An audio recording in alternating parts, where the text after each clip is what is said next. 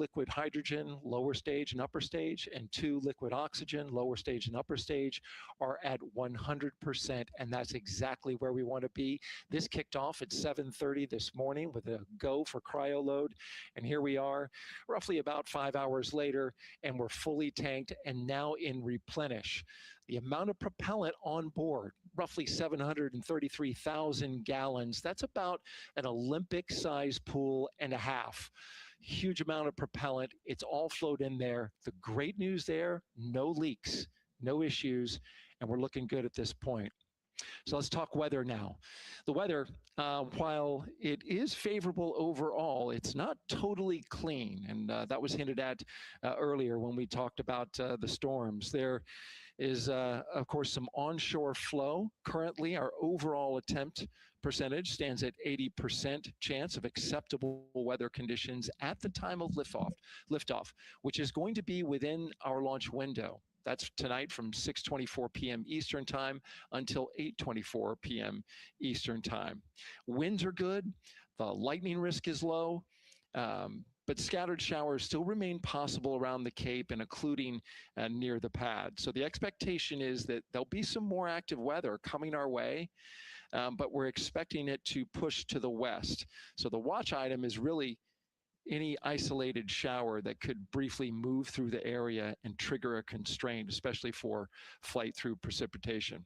Well, you're looking now inside the astronaut suit-up room, and of course we got the 4 astronauts there. They talked to Charlie Blackwell-Thompson today, and you know, everything looks good there. We're tracking one minor NC issue at this point. We'll talk, it's a non-conformance. We'll talk about that a little bit later in our next hit. But for now, again, looking good. And of course, our administrator for NASA is here in the firing room. He checked in with the launch director, chatted with her for several minutes, and he's here in the firing room, which is a good positive sign, of course, for the day. That's it for the firing room. We'll send it back now to Megan and Nicole. Daryl, thank you so much. Yeah, let's get back into the suit-up room here, where we now have a shot of all 4 astronauts, and it appears all of them are undergoing their suit leak checks. Can you talk to us about what that is, Nicole? Sure. Yeah, you can see, you know, as the suit expands, that we're going to pressurize those suits. So in the case that we need it, if we lose pressure in the capsule, those suits will protect the astronauts and keep them pressurized and keep them survivable. So these guys are going to hold their breath for about 10 seconds. You know, any movement in the suit could cause changes in the pressure. And so we want to get a really nice, precise, accurate measurement on the leak check. And so they'll hold their breath. You know, even just their heartbeat could potentially make some differences in those super sensitive sensors there. So you can see the red and blue valves there, the air in and air out. And it looks like Victor just had a good leak check. Yeah, and actually they do 3 leak checks, again, just to get an average reading to say, hey, you know, we have confidence that these suits are holding the right pressure. As Nicole said, that tube that's going in, that's putting air into their suits, and then there was that gold instrument that you saw on their other side. That's how they can control how much pressure is being released in order to do these checks. Yep, and they will do the leak checks here in the suit room, and then they'll do more actually in the capsule as well. They'll do another leak check. So we're going to make sure the suits are ready to go before we even step out the door, and then we'll check them with the entire system on the capsule once they get out to the rocket. And you might also notice that some of the astronauts, while they're doing their suit leak checks, you might have seen Victor gave an okay sign. You might also see a thumbs up, and that's because concurrently, while they're doing these suit leak checks, they're also doing comm checks. Yes, yeah, we talked about the comm cap earlier and the umbilical and how they plug in. So yeah, they're going to test the comm, they're going to test the suit, make sure everything. They're actually probably testing the cooling system as well right now. You know, they're going to plug into the portable cooling system and make sure that all of that is working. So like I said, we want to make sure we've got 4 healthy suits before we go out. Yeah, this suit, 3 layers, so obviously it can get hot. Yes.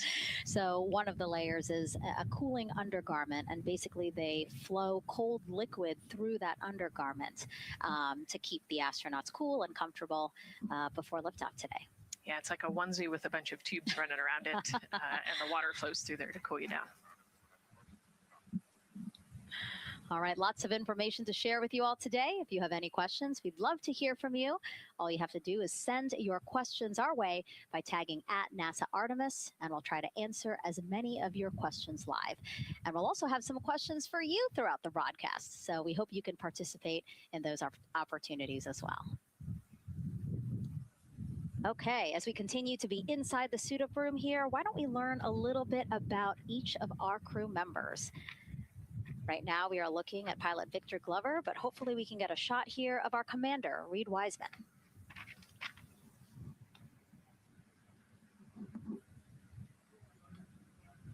Now, Reed Wiseman is a Baltimore native. He's been in space once before as flight engineer for Expedition 41 aboard the International Space Station from May through November 2014.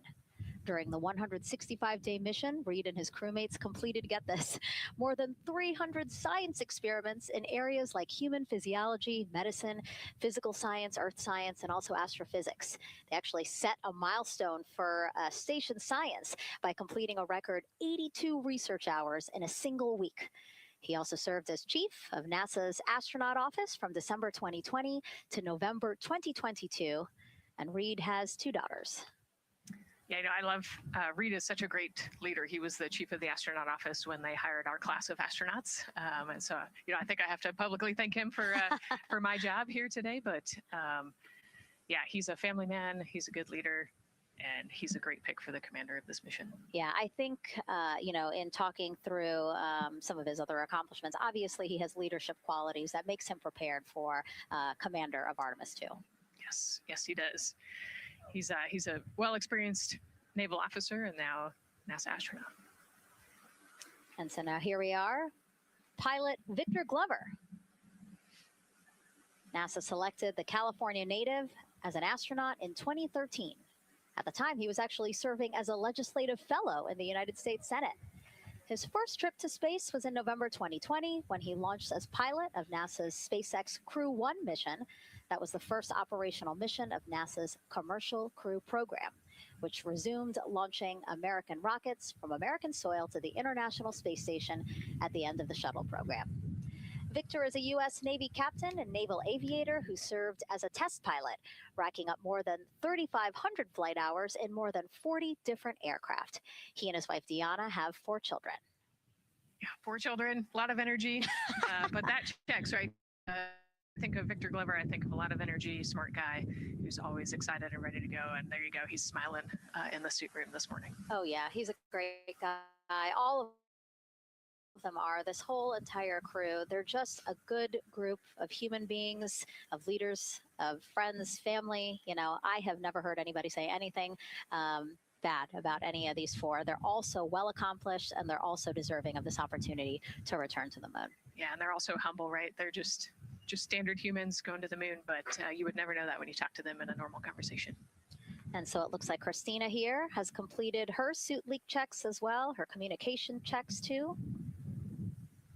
Yep, they've already got her gloves off. They're getting ready to kind of hang out and relax a little bit, I think, before they walk out. She is a mission specialist for this mission, native Grand Rapids, Michigan, to the astronaut corps. She served as flight engineer on the International Space Station from March 2019 to February 2020.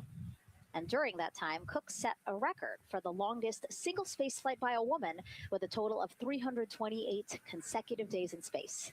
She also participated in the first ever all-female spacewalk. And before becoming an astronaut, Christina helped build space science instruments and led scientific field work in some of the most remote environments on the planet. Her hobbies include surfing, rock climbing, community service, yoga, travel, and photography. Again, so much. When does she find the time? That's a great question. One of the things I love about Christina is that she's broken records and she's achieved all these milestones. But one of the things that she talks about is, she just wants people to set goals and go work hard and do something that's meaningful to you. And she really hopes that her records are broken as soon as possible. She does it for her family, and she'll talk about all of her nieces and nephews quite a bit. So just again, another example of just a humble human who's got a great support system in her family and excited for the mission. Yeah, she's always saying that she just wants the opportunity to push people farther, to push humanity farther, see what we can accomplish together. So, yeah. Again, all four of them say that. They're really in tune on what they think or what they feel like their role is in this mission.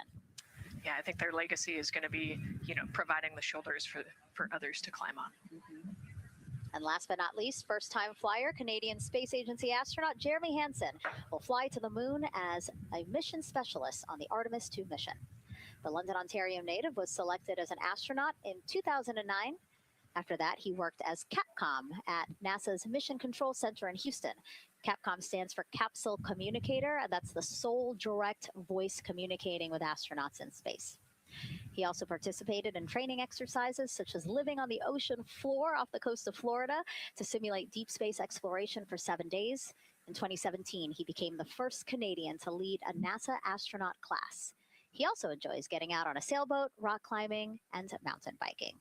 Jeremy and his wife, Catherine, have 3 children, and he actually got to hang out with them over the weekend. So the crew arrived here for launch at Kennedy Space Center on Friday, and then their family members arrived Saturday. Yes, yeah.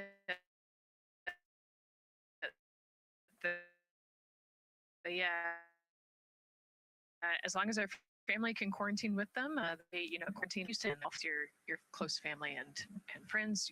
We actually do a behind the glass visit with some of those other maybe extended family members that couldn't quarantine with you. But yeah, it's a quaint time here once you get to Kennedy Space Center. A great sign here, all 4 astronauts have removed their helmets, and that indicates again that all 4 have completed suit leak checks. And so, Nicole, what they're doing now is they have these pockets on their forearms. That's just somewhere where they can put personal items that they might want, right? Yeah, just kind of stowage pockets. There's always something that you might need or want while you're in the capsule, and then also last-minute personal items if you want to put a couple things in there. So everybody kind of has their own unique stash in their pockets. And then another pocket has emergency equipment that they might need, right? Like a signaling mirror, things like that. Right, yeah, the suit is basically all in one. It's got the oxygen bottles there on their right legs. You'll see in a different shot, they've got pockets with survival gear in it, and that is to keep them safe. So if they had to egress the capsule, either from the launch pad or from the water, then they will have all of the survival gear with them. They'll have about 10 minutes of oxygen as well from that bottle so that they can get to safety quickly and safely. We are now 5 hours, 3 minutes and counting from the opening of our 2-hour launch window, and we have our first questions from social media.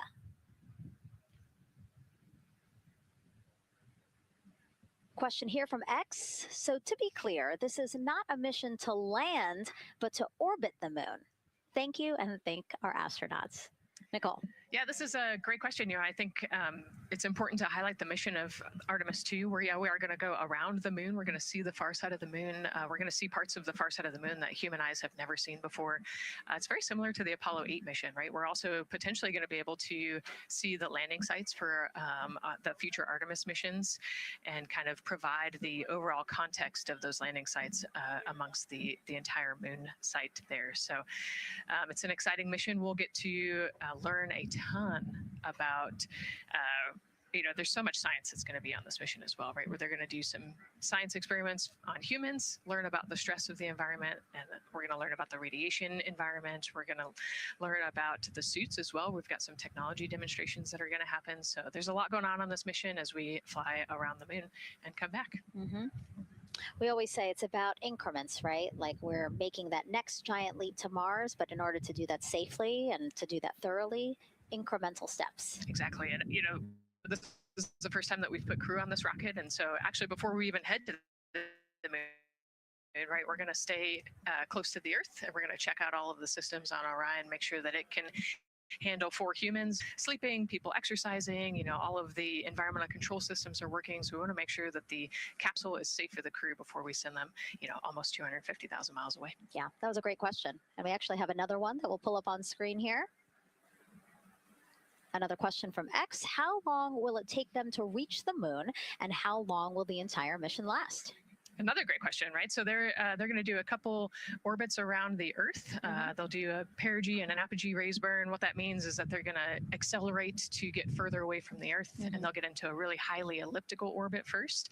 And then once they get into the translunar injection, so they're actually on a free return trajectory, which means we're going to accelerate them, and then they're going to escape Earth's gravity, and then just based on orbital mechanics, they'll be able to come home without having to do another burn or acceleration.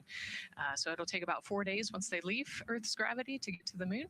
They'll fly around the moon, about 4 days back, and then land. So overall, about a 10-day mission. Exactly. Yeah, these are really great questions, guys. We know that, again, we are sharing a lot of information today, so please do not hesitate to reach out. Obviously, Nicole, very smart here, and we're happy to answer any of your questions. Again, tag @NASA Artemis wherever you're watching this coverage. And now we actually have a question for you. Who would you take with you on a trip around the moon? Would it be your bestie? Would it be a pet, family member, or a seasoned astronaut? Think about that one. I know. I like that. I absolutely know what I would say. I think it would make my husband upset, but I have my answer here. But we'd love for you to go to NASA's Instagram or Twitch accounts to vote. Again, who would you take to the moon with you? Bestie, pet, family, or seasoned astronaut? Try to go vote, and then we will share your answers soon. Again, husband is not gonna like my answer. And we're not the only ones with questions today. We will also hear from celebrities during our launch coverage. See what Stanley Tucci, Scarlett Johansson, and others want to know about NASA's Artemis II test flight. Plus, the surprise of a lifetime as kids marveled at the rocket and spacecraft rolling to the launch pad. Look at those cute faces there. Oh, I love that. Love those suits. And we'll show you how the astronauts will eat, sleep, and go to the bathroom while in space. Keep in mind, the Orion spacecraft is about the size of a 6-person tent. Yeah, not super big, but, you know, it's 10 days with your 3 best friends. So I think it's manageable for sure. But, you know, every ounce counts when you're trying to get to the moon. And as we continue to look into the suit up room, or some of the folks in the crowd there by Victor, why don't we take a look around the center here? We know that there are some folks who are already getting ready to check out the team here as they drive across KSC to their launch pad. Look at that. Oh, that's so awesome. That's a great crowd. They're waiting there in front of the vehicle assembly building. So actually, they're just down the road from us. This is a good crowd, as Nicole said. Oh, there they are. They just got their cue. Oh, now? Let me wave now. Oh, yeah, they are excited. That's amazing. So all of these folks, content creators that are getting behind the scenes access as part of NASA's NASA social experience here. So as you can see, very excited. The crew will get into their convoy and drive past them here pretty shortly. Yeah, what an amazing way to share the Artemis story, right? By inviting these social media experts out to share the story as they drive by. All right, again, let's take a look at the clock. 4 hours, 58 minutes and counting from the opening of today's 2-hour launch window. So why don't we check back in with Daryl with the launch team. Megan and Nicole, and inside Fire Room 1, I'm listening to Launch Director Charlie Blackwell Thompson greet the Ascent crew who just came on console over there at Johnson Space Center. So good to have the mission control team jumping on with us. So far, the launch team here in the firing room has had a really good morning. Really smooth tanking that kicked off at 7:30 a.m. this morning. They got to all stages replenish just before 1 o'clock p.m. Eastern time, and it was an incredibly smooth tanking. That's great as we look here watching the crew and also with an eye on the rocket. Weather, of course, we've talked a little bit about that. It's favorable overall, 80% go for our 2-hour window between 6:24 p.m. and 8:24 p.m. We don't have an exact T0 right now because that's going to come to us closer when we get closer to launch, roughly about 20 minutes before liftoff. But it's going to be within that window. And towards the beginning, beginning, provided everything continues to go smoothly along the timeline. And so far, that's been the case. I mentioned that there was a small issue in my previous live hit that actually was incorrect. There was no issue. I've gotten the good data now that I'm on the headset and listening into the loops. Avionics engineers are keeping an eye on a display unit inside Orion that's just running a little cooler than normal. It's not going out of limit. It's actually completely fine. But they just were noting the trend and reported that to the NASA test director. So they'll keep their eyes, but there no LCC violation. And once they get the cover off, I'll send it back to the host desk with Megan and Nicole. Thank you so much, Daryl. Now, Daryl is inside Firing Room 1 in the Launch Control Center, or LCC, as you might hear it referred to, which was built in 1967 to support Apollo missions. In fact, Apollo 11, the mission that landed on the moon in 1969, that was called from the exact same firing room. NASA then upgraded the LCC to support shuttle missions, and now Artemis. You can see there a shot from when we supported shuttle. Now with Artemis, the primary launch team for today is in Firing Room 1, but there is actually support staff in Firing Room 2 as well. And together they will propel this ambitious test flight off Earth.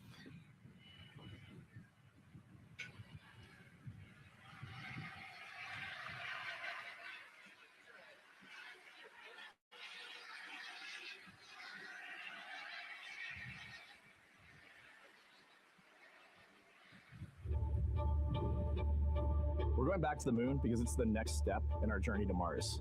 We need to go explore the moon. There's vast regions of unexplored areas with the coldest, darkest places in our solar system.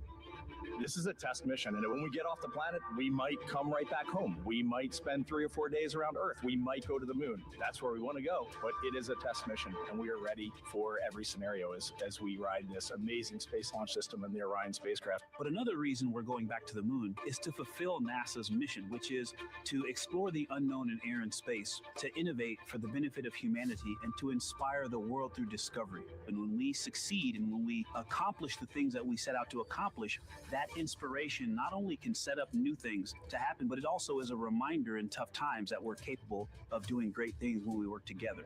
The thing I love about the moon is that it's not just a beacon for exploration and this platform of possibilities for incredible missions like this, but it has benefits. That's actually why we're racing towards it.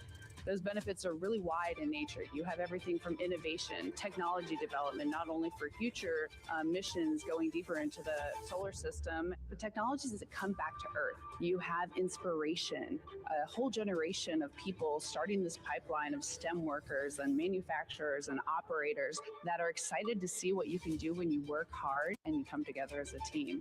When I think about the 4 of us flying around the far side of the moon, seeing that Earth rise, taking images and video and sending them back to you, the feeling that I have inside is hope.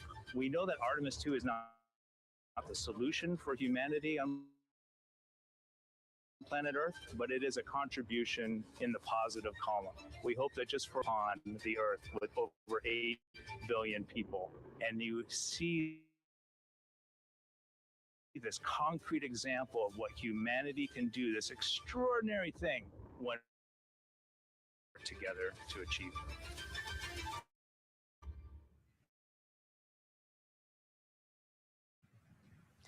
Now, Kennedy's launch control teams to lift and mission control as Johnson Space Center in Houston takes over. That's where we have our Gary Jordan. And Nicole, it's great to be joining you from here in Houston, Texas.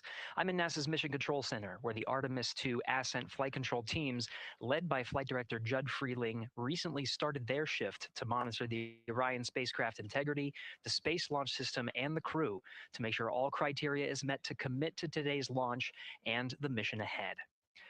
The team you see here in this room today has been training extensively to prepare for the highly dynamic phase of flight that begins shortly after engine ignition.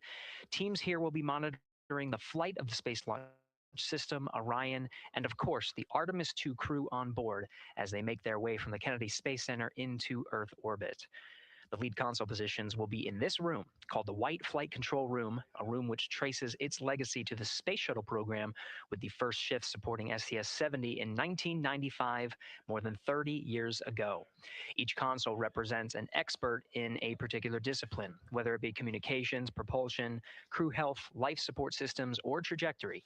And each of these individuals has a support team in other rooms, each ensuring that no data point is left unchecked, no procedure is missed, and combining efforts as one Artemis team to ensure crew safety and mission success. After liftoff, Mission Control Houston will be staffed around the clock over the next 10 days until the spacecraft is safed for the recovery teams and the crew is extracted from integrity and brought aboard the recovery vessel. The roar of a powerful Space Launch System liftoff is just the beginning. The mission is, of course, a test mission, and the first with humans on board Orion and in deep space. The crew's job is to put the systems and capabilities of Orion to the test, taking us closer to a sustained presence on the lunar surface. It's great to see the crew gathered around the table. Megan, with that, we'll toss it back to you as we continue to monitor from here in Mission Control Houston. Back to you. Thank you so much, Gary. Yes, a pre-flight tradition that we have seen with our crewed flights and our astronauts, the card game, Nicole. Yeah, you know, this is a fun time for the crew. Kind of relax a little bit, play a card game with the chief. You can see Scott Tingle there is the dealer today. Looks like they're playing high card wins. So Victor won, he's out. Now Jeremy's out. You know, there are two schools of thought on this game. Either you want to get rid of all your bad luck or go out on a high note. So it looks like the crew chose we're going out on a high note. And, you know, I think one of my favorite parts when I talked to Reed about this is he was just excited to play a game with his old boss from Naval Test Pilot School. So once again, his boss today. Yeah, and I love this part of the tradition because this is when, again, you usually see them like, yeah, laughing, but very focused still. But when they get to this table, laughs, high fives, smiles, just really a brief moment of levity in what can be and will be a very long day for them. Yes, you know, it's a long day.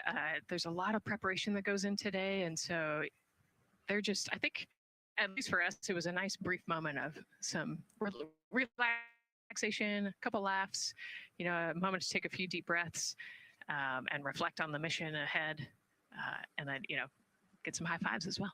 And so with their bad luck dispelled, some good luck from Scott Tingle, let it seem like there, right? Yes, definitely. It's actually a really fun tradition. You know, I think that card game is more steeped in tradition than anything else. Every crew has played that same card game. As you said, Nicole, the primary reason for why they're there to suit up, to do communications checks, to do pressure checks all done. And now it seems like Reed had some words for the team in that room. Yeah, you know, this day can't happen without thousands of people, right? And so the suit room is a great example of that. You've got all of the suit techs and you've got your support team there, everyone who has made this day possible. You know, they've been working with the suit team for years at this point, getting ready. So some fist bumps to the group. Again, the suit team are the folks dressed up in those white, very snazzy outfits. Special outfits that we can talk a little bit more about later. But each crew member was assigned their own suit technician. So as you said, working very closely with the same person to make sure that the crew felt comfortable and ready in these suits as they lift off from Kennedy Space Center. Right, and you know, each suit is slightly different, each person is slightly different, and so these suit techs know each individual super well. They know exactly how they like to get into the suit, exactly where things might get caught, or, you know, small adjustments that might need to be made. So they know their suit techs well, and their suit techs know them very well. And so as we take a couple of pictures here, we really hope that you are learning a lot about the suits and the process of checking them out for a mission. But imagine the opportunity to get a hands-on demonstration from people who helped design these suits. Take a look.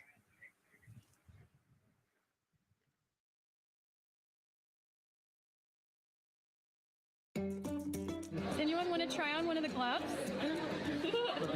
I love showing the kids the suit. I love how excited they get about space. Oh, So that would be... It just goes in there. We got to bring some stuff for them to actually put their hands in, and some of them were very excited because they want to be astronauts when they grow up. I would love to be an astronaut. That would be incredible. I'd like to be like an engineer that like... For me, I just want to see the pictures from the back of the moon. That's what I'm interested in. We want to get those months even if at all. And that was a special event at Johnson Space Center. What we just saw there, obviously a big part of why this mission is so important to NASA, really just an opportunity to inspire everyone, especially kids, right, Nicole, to dream big and be curious. Oh man, yeah, the kids are so important, right? I love talking to kids. They are the future of spaceflight. They are the Artemis generation. And, if we could just inspire even one of them to go on to be a scientist or an engineer or maybe even an astronaut someday, that's a win. And now let's turn our focus to the rocket for a little bit. Powering liftoff will be, again, NASA's Space Launch System rocket right behind us. And to learn more about SLS, let's go to Megan Carter, who's at Kennedy Space Center's Visitor Complex at an exhibit dedicated to Artemis and the future of spaceflight. That's right, Megan. I am so excited to be over here at the Visitor Center, but not just because of launch. I get to introduce you to the moon board. This is obviously a very complex mission, lots of moving parts and pieces. So the moon board is going to allow me to break some of those things down for you just a little bit more in depth, starting with that SLS rocket. Now, the SLS, or the Space Launch System, very big, very powerful. It is going to be producing 8.8 million pounds of thrust at launch. And like I mentioned, very large, as you can see here, going to stand about 322 feet tall with Orion there on top, just a little bit taller than the Statue of Liberty. Now, there are many components that make up this rocket, so I'm going to point out just a handful that you're going to hear about a lot throughout this broadcast, starting with our boosters. These two twin